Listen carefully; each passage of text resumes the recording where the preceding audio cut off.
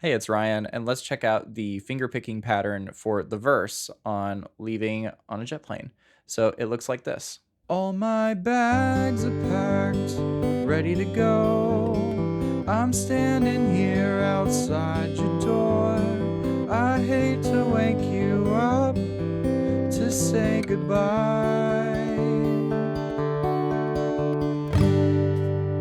So really, really beautiful finger picking pattern.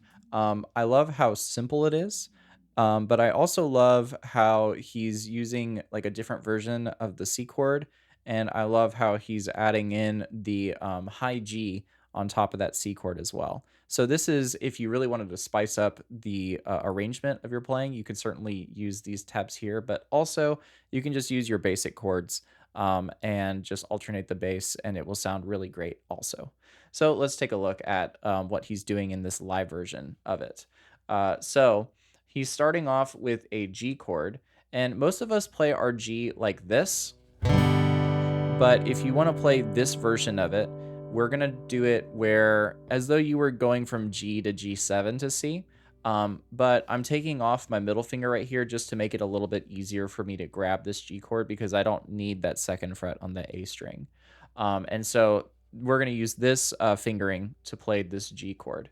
And what's really nice about this finger picking pattern is it's basically the same throughout the entire pattern.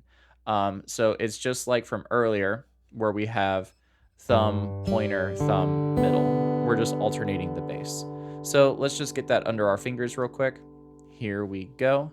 Thumb, middle, thumb, pointer, and just keep it going.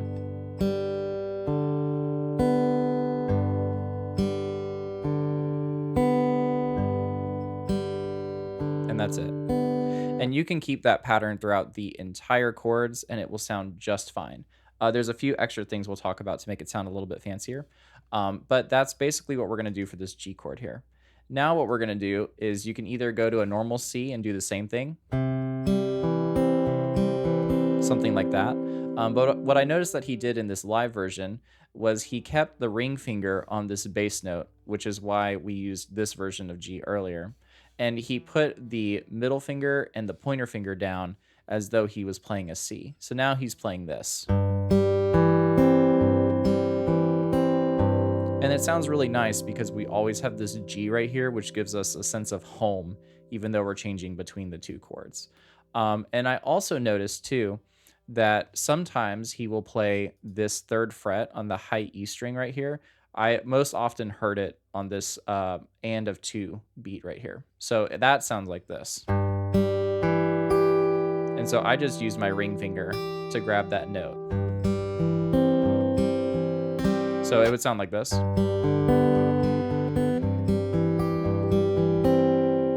Those are the first two bars put together. So it sounds really great.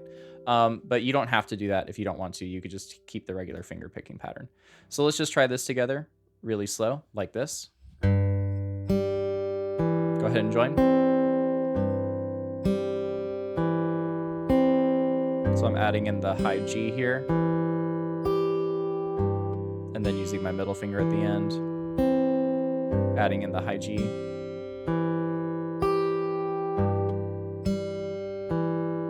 One more time.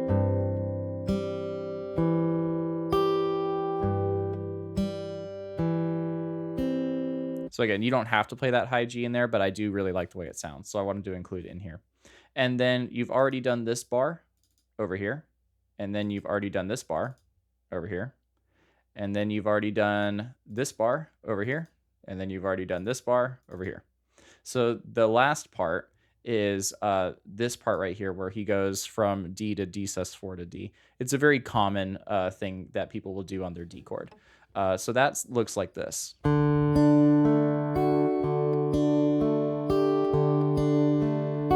And then at the very end, right here on beats 3 and 4, he does. So this is a great example of how you can change up your melody lines just by omitting the high E string right over here. It makes the part sound a little bit warmer to prepare it to go back to the G chord. At least that's what it feels like for me. I guess I should also mention too that we're keeping the same thumb, pointer, thumb, middle pattern. It's just we're shifting from on these strings down here, we're shifting to these strings up over here. So let's try it together. Here we go. Then we put the pinky down for the sus4 right here. Then we lift off the pinky right here. And then right here, we just use our pointer finger to play these two D notes right here. So let's try that just a couple more times. Here we go.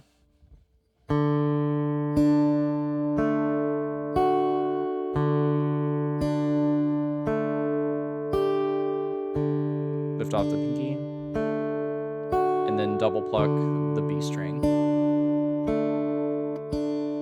One more time. Here we go.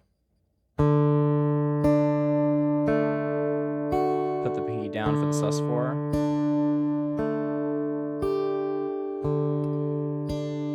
Lift off the pinky.